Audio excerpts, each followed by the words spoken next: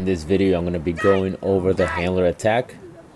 This is a trial PDC. This is what it looks like. The decoy comes from behind. You don't want the dog disoriented, so this is how we start it. Very methodical. Position box. The dog knows she's going to get a bite.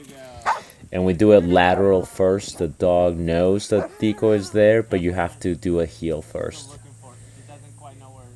The reason I like to do it this way is because if we just put the decoy behind the handler, it tends to affect the heel and the dog can get disoriented. So we don't want to do that. We start lateral, start from the dog's peripheral and gradually fade back until we are at 180.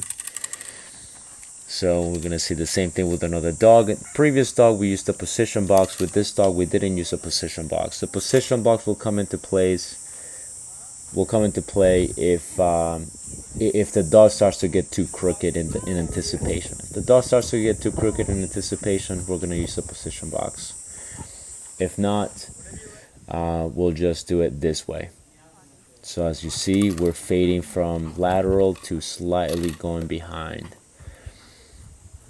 To give the dog muscle memory, instead of the dog going around the handler, we want the dog to peel to the side and just make it much easier, and we can work our way back further and further.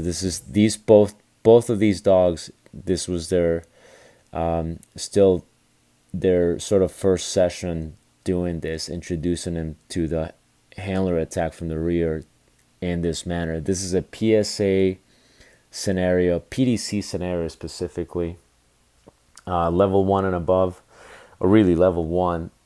This scenario, the decoy comes from the front, but in the PDC it's from behind. It's supposed to startle the dog.